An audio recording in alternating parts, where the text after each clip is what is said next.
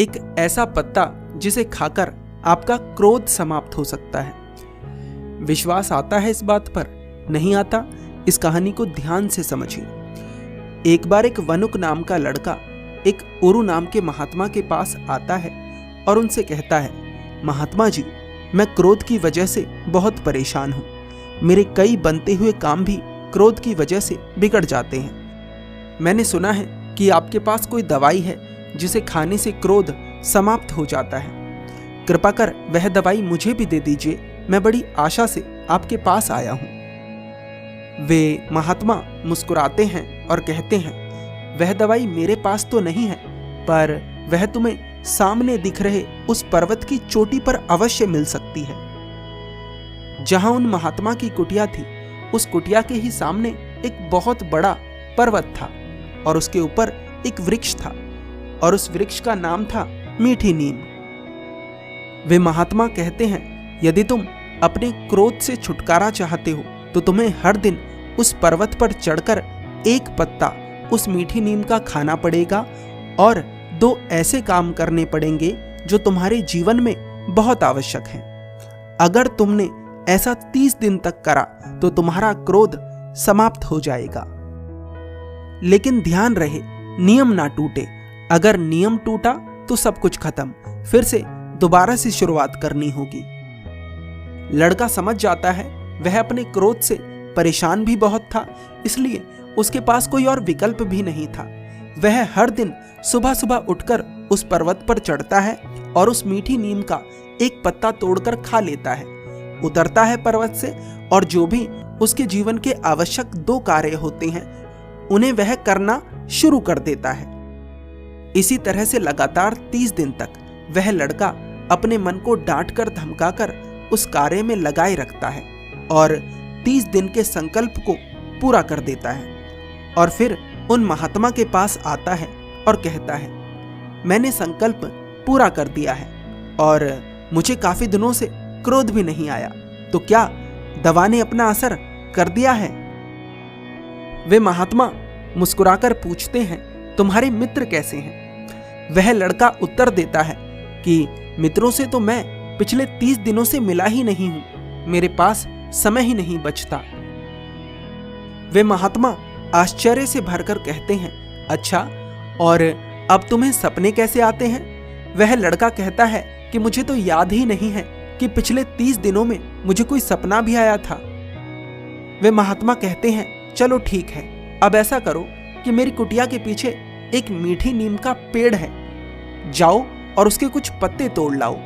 लड़का तो आश्चर्य से भर जाता है और उन महात्मा से कहता है, महात्मा जी, अगर मीठी नीम का पेड़ यहीं था तो आप मुझे उस पर्वत पर क्यों भेजते थे? वे महात्मा मुस्कुराते हैं और कहते हैं, क्योंकि पुत्र, तुम्हारा क्रोध उन पत्तों से समाप्त नहीं हुआ, तुम्हारा क्रोध समाप्त हुआ है शारीरिक श्रम से। यदि मैं तुमसे कहता कि प्रतिदिन व्यायाम करो और तुम्हारे जीवन में जो करने योग्य है, जो करना आवश्यक है, उस कार्य को जल्दी से जल्दी करो, तो क्या तुम उस कार्य को करते या व्यायाम कर पाते? नहीं, ज्यादातर लोग नहीं कर पाते। इसीलिए मैंने तुम्हें लालच दिया, मैंने तुम्हारे मन को बहकावे में डाला और देखो तुम्हारा क्रोध समाप्त हो गया। क्रोध की जड़ क्या है? क्रोध की जड़ है अधूरी इच्छाएं। हर व्यक्ति जीवन में कुछ ना कुछ करना चाहता है, पर इतनी क्षमता नहीं जुटा पाता कि वह उस कार्य को कर सके। हर व्यक्ति कोई ऐसा रास्ता खोजना चाहता है जिससे उसकी समस्या का हल तुरंत निकल आए, पर ऐसा कोई रास्ता ही नहीं है।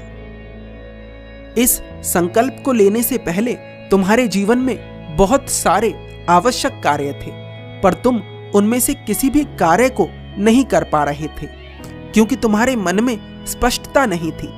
पर इस संकल्प को लेने के बाद तुम प्रतिदिन उस पर्वत पर चढ़े, तुमने शारीरिक श्रम करा और उसके बाद तुम्हारे जो सबसे आवश्यक 2 कार्य थे, तुमने उन्हें लगातार करा और उसी के कारण तुम्हारे मन को संतुष्टि मिली और अब तुम क्रोध से मुक्त हो। क्रोध बुरा नहीं होता यदि उसे सही जगह पर किया जाए, सही कारण से किया जाए। लेकिन ऐसा क्रोध जो बेवजह उभरता है और जिसके ऊपर तुम्हारा नियंत्रण भी नहीं रहता, ऐसा क्रोध तुम्हारे भीतर की कमजोरी को दर्शाता है। ऐसा क्रोध ये दर्शाता है कि तुम्हारी बहुत सारी ऐसी इच्छाएं अधूरी रह गई हैं जिन्हें तुम पूरा तो करना चाहते थे, पर तुम इतनी क्षमता नहीं जुटा पाए कि उन्हें पूरा कर सको। तो ये समझो कि क्रोध की दवा है शारीरिक श्रम और वो करना जो जीवन में करना आवश्यक है, जिसका जीवन में महत्व है। इस कहानी से हमें यह समझ आता है कि क्रोध दो तरह का होता है। एक वो जिसके पीछे कोई कारण होता है जो करना आवश्यक है, और दूसरा वो जो हमारे नियंत्रण में ही नहीं होता, जिसके पीछे का कारण हमें पता ही नहीं होता, जो कि इतना ज्यादा विकराल रूप ले लेता है कि हम खुद उस पर कंट्रोल नहीं पा पाते। तो अगर कोई ऐसे क्रोध से परेशान है जो कि आउट ऑफ कंट्रोल हो जाता है, तो उसे ये 3 चीजें करने की आवश्यकता है।